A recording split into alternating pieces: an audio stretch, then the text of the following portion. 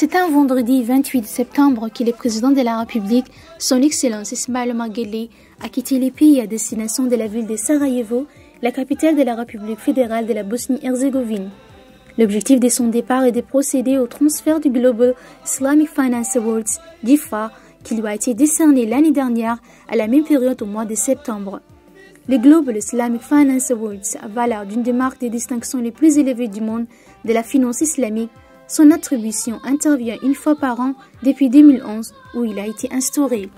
S'il est d'office destiné à un public uniquement formé des plus hauts responsables politiques, il échoue en définitive chaque année un dirigeant jugé avoir beaucoup contribué à la promotion de la finance islamique. Il eut ces distinctions au prolongement d'un leadership qui permit une implantation et un essor rapide de la finance islamique dans notre pays. C'est en effet le président Guelleh qui est à source de l'instauration d'un environnement propice au développement bancaire et des affaires chez nous procédé à l'origine de l'apparition depuis 2006 de la finance islamique qui représente aujourd'hui 20% de l'actif total bancaire à Djibouti. Sous les hauts patronages du président de la République, son Excellence Ismail Omar Guelleh, notre pays a abrité plusieurs conférences internationales de la finance islamique, dont la dernière en date eut lieu en novembre 2017.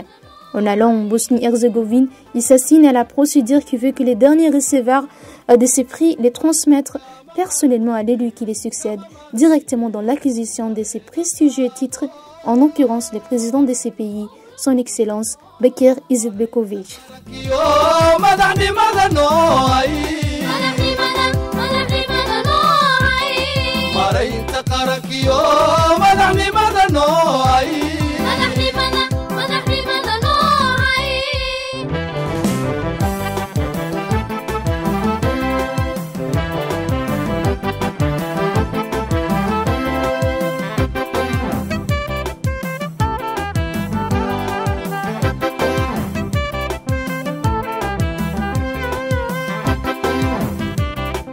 Dès son arrivée à Sarajevo le lendemain samedi 29 septembre, le président de la République s'est rendu au musée de la mairie où il a été accueilli par le maire Abdulaziz Kaka. Le chef de l'État a fait une immersion au sein de l'ancien bâtiment de la mairie, un lieu historique pour ce pays où le maire a présenté la ville et de son riche patrimoine. Le musée de la mairie est situé dans les sous-sols, un bâtiment qui est l'un des symboles reconnaissables de la capitale de la Bosnie-Herzégovine et un symbole mondial de la rencontre des civilisations. L'exposition permanente du musée retrace l'histoire de la rénovation de la mairie depuis presque 2 décennies. Selon les explications de M. Abdulaziz Kaka au président Guelleh, la mairie a été inaugurée en 1896 pendant l'occupation austro-hongroise de Sarajevo. Située à l'intersection des 3 rues principales de Sarajevo, la mairie est un monument au multiculturalisme de la Bosnie. Le bâtiment a été utilisé en tant que tribunal municipal et parlement jusqu'en 1948. En 2003, le gouvernement de Sarajevo a décidé que les bâtiments abritent le siège de l'administration de la ville ainsi que de la Bibliothèque nationale et Université de Bosnie-Herzégovine. Le style sédomore était une tentative austro-hongroise de développer un style national bosniaque pour mettre en valeur l'héritage islamique de la Bosnie acquis pendant plus de 400 ans. On témoigne du pouvoir d'attraction de Sarajevo en tant que trésor de l'architecture nationale ottomane, austro-hongroise et bosniaque.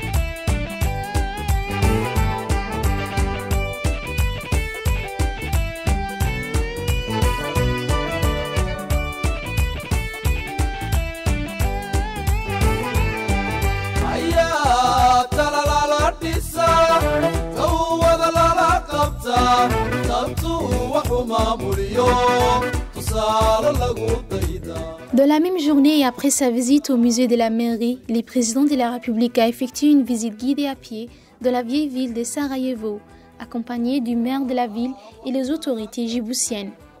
Le président Guelleh se rendit dans les centres étroits de la ville. Au cours de sa visite, il a été informé des divers détails concernant la construction des bâtiments ainsi que d'autres données historiques pertinentes sur ces monuments sacrés qui témoignent du patrimoine culturel extrêmement riche et diversifié de la Bosnie-Herzégovine. Ces centres historiques de la ville abritent une succession de petites maisons d'architecture ottomane, toutes converties en boutiques, cafés et restaurants avec une place centrale au trône la célèbre fontaine appelée Sebilje. C'est le point névralgique du Sarajevo avec des boutiques d'objets artisanaux, tapis, tasses à café et cafetières, mais aussi des mosquées, notamment la grande mosquée Gazi Osman Bey, construite en 1531.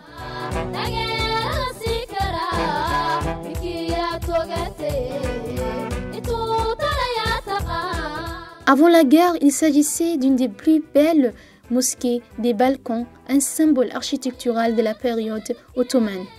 De nombreux bâtiments sont construits à côté des anciennes maisons ottomanes comme une continuité. On passe d'un empire à l'autre dans la même rue, d'une influence orientale à un style européen classique. Le chef de l'État a eu l'occasion de saluer plusieurs touristes bosniaques présents sur place. Au cours de ces déplacements, l'ambassadeur de la République de Djibouti auprès de la Turquie et le gouverneur de la Banque centrale accompagnent le président de la République.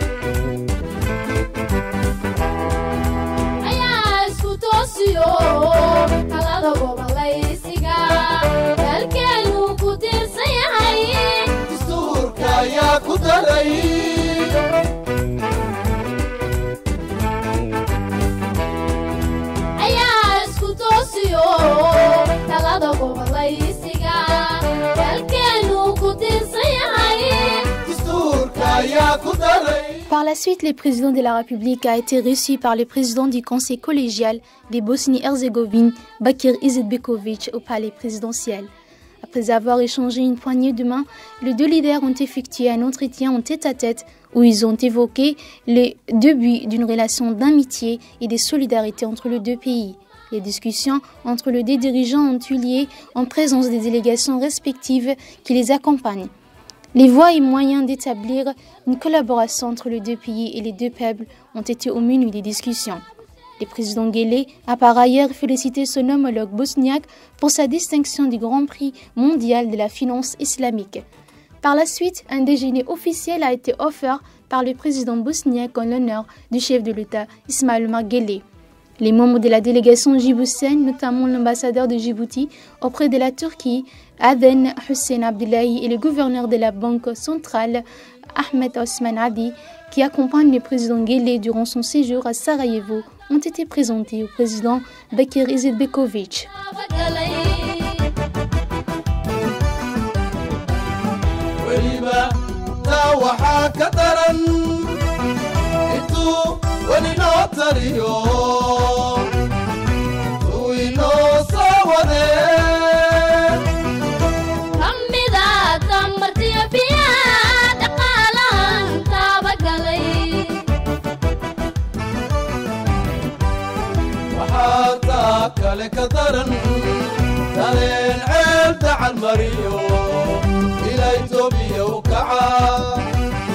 تاريخ دوم وقتي الكلام تمتي tamartiisayo tayada la siyaadiyo danashka naga dhigto tafkiyo meeliqa jire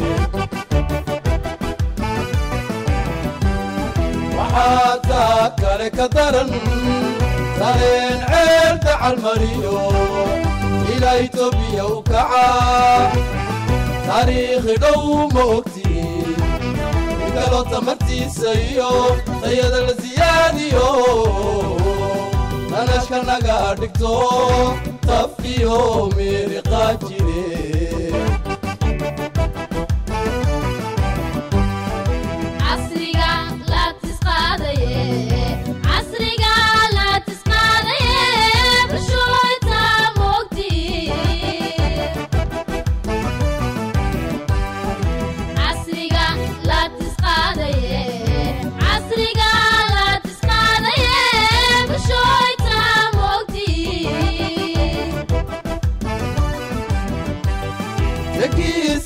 lagu dhargo tixgelimu mudaye anana waa taabacne ismaaciil toosiyo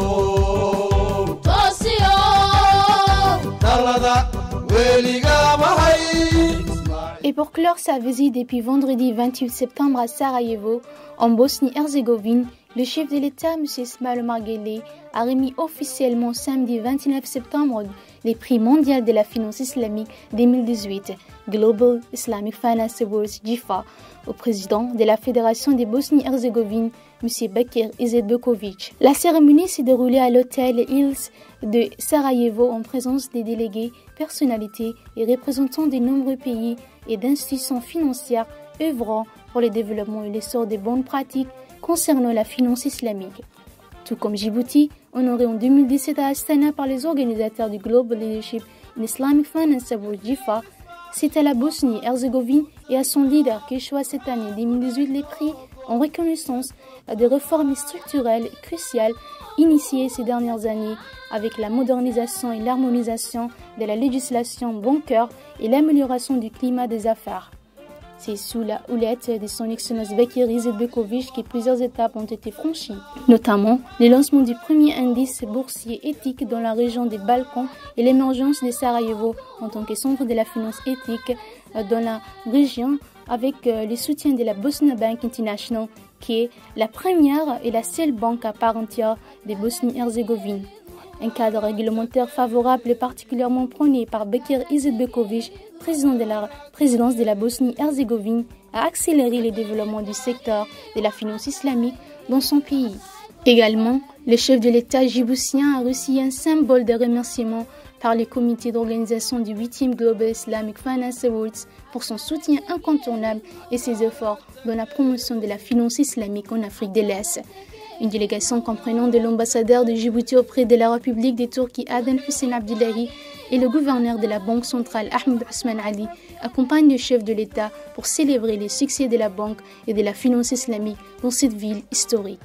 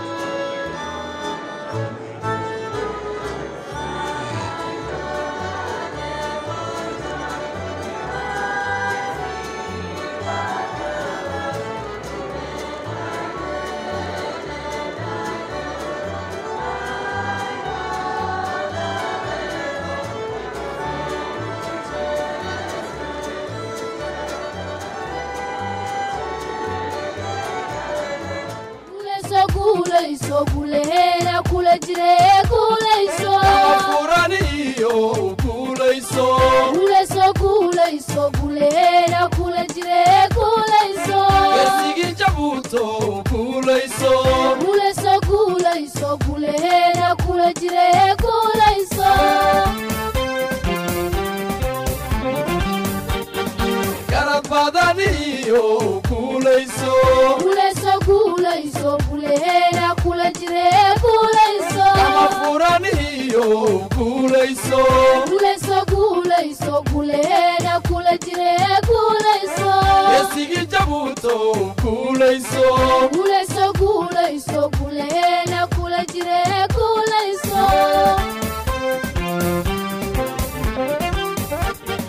guulayso garad badaniyo guulayso gacmo furaniyo guulayso geesigii jabuuto guulayso guleena kula jire بسم الله الرحمن الرحيم الحمد لله الصلاة والسلام على رسوله الأمين سيدنا وحبيبنا محمد صلى الله عليه وسلم.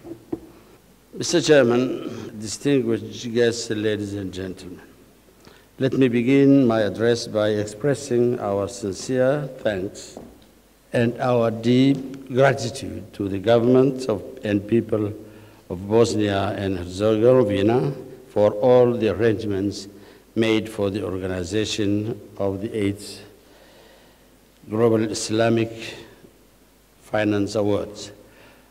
I would like also first to express my warmest congratulations to His Excellency Bakir Izetbegovic, President of the Presidential College of Bosnia and Herzegovina, for the remarkable progress made by his country in order to maintain stability, improve its attractiveness for investment, and diversify its economy.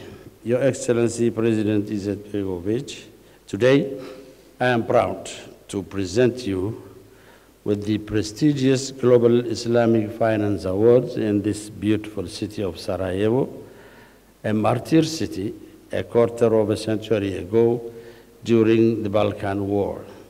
Today, Sarajevo is the best example of how to live together with various religions and linguistic communities. Mr. President, this award given to you by the members of the Awards Committee distinguish the work done in favor of Islamic finance. It's also a stimulus that will, I am sure, contribute as it did for my country to the promotion and popularization of Islamic finance. Your country, Bosnia and Herzegovina, has initiated in recent years crucial structural reforms with the modernization and harmonization of its banking legislation and the improvement of the business climate. However, just like we had to, you need to invest heavily in public infrastructure to maintain the high levels of growth in order to reduce poverty and unemployment and provide better living conditions for your population. In an international context marked by the depletion of liquidity, Islamic finance is a real alternative and a complement to facilitate the mobilization of financial resources needed for financing major infrastructure projects and sustainable development. By way of illustration, let me give you a brief overview of the development of Islamic finance in my country. The financial sector of the Republic of Djibouti has experienced a rapid development since 2006 under the impetus of Islamic banks. The arrival of Islamic financial institutions in the banking landscape has increased competition in the market and diversified the supply of banking products and services. With a steadily increasing market share, 20%, and innovative products, Islamic banks have been able to attract a wider customer base and improve the indicators of financial inclusion. The prudent management of Islamic banks based on risk sharing and asset-backed financing has led conventional banks to continually innovate their product and service lines and improve their customer relationship. Thus, the financial sector, which relies on a stable and freely convertible currency, contributes to the financing of the economy, which has grown between 5% and 7% in recent years. Before I conclude, I would like to thank the organizers of GIFA and congratulate His Excellency Bakir Izetbegovic, President of the Presidential College of Bosnia and Herzegovina, and all the laureates of the year who have distinguished themselves by their work and achievements for the promotion and development of Islamic finance. I hope that this prestigious prize will be a powerful catalyst for the expansion of Islamic finance and in Bosnia and Herzegovina and in your respective countries. May God grant us His grace and blessing. Ameen. Assalamu alaikum wa rahmatullah.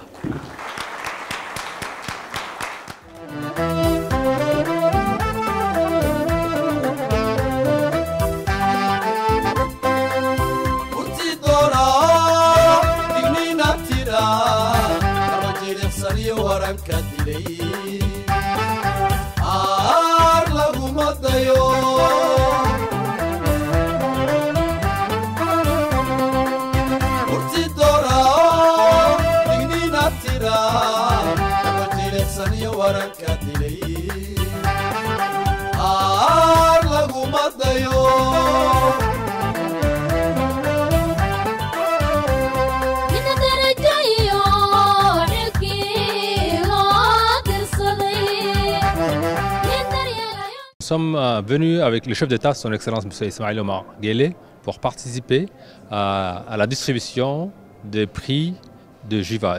Le JIVA, c'est une cérémonie qui est composée de toutes les institutions financières internationales, composée des universitaires, des directeurs de banques, et des banques, toutes les banques qui sont concernées par l'évolution de la finance islamique. Comme vous le savez, l'année dernière, notre président a eu le prix du meilleur leader qui soutient la finance islamique, et ce rôle lui a été décerné l'année dernière à Astana.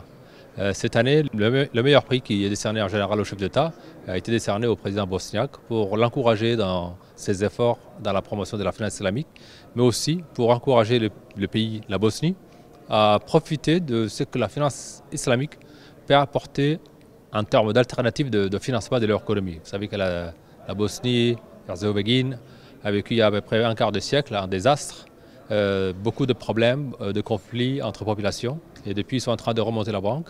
C'est un pays dont la majorité de la population est composée de musulmans, et donc les banques islamiques ont vraiment beaucoup de chances de s'y développer. Le président a bien voulu honorer de sa présence pour transmettre le prix au président bosniaque. Il est aussi de tradition que le détenteur du prix précédent remette le prix au chef d'État suivant. Le président de la République a été remarqué pour ses efforts depuis plusieurs années dans le soutien qu'il apporte tous les ans à la promotion de la finance islamique. Il est vraiment connu dans le monde de la finance islamique pour tous ses efforts et tout son soutien qui sont inestimables et qui nous permettent à Djibouti d'être connu comme une place financière qui attire pratiquement toutes les années tout ce que le monde de la finance islamique a d'experts, d'universitaires pour faire à la fois la promotion de la finance islamique, mais également la promotion de notre pays pour que ce produit qui est tant essentiel à la croissance économique puisse apporter de meilleurs fruits pour la croissance.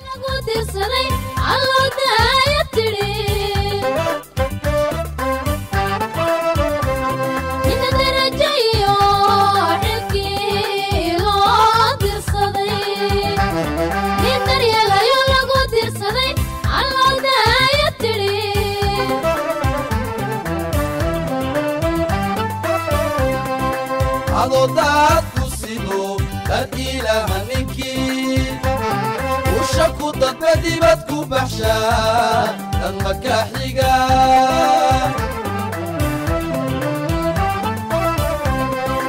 adodaad ku sido dar ilaaha ninkii usha ku darba dibad ku baxshaa dad makaaxiga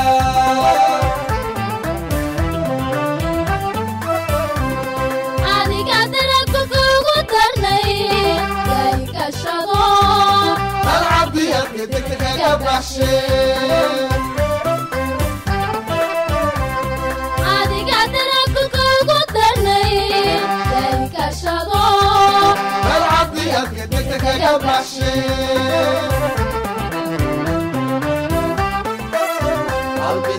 البداعة كودة القشو دور كان حلكني ودورني وفيتك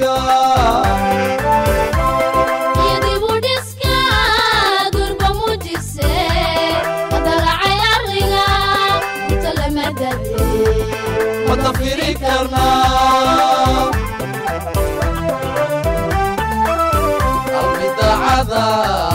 كودة القشو دور كان حلكني ودورني وفيتك يدي بوديسكا قرب موجسي قدر عيارنا وتلمددي وتفيري كرنا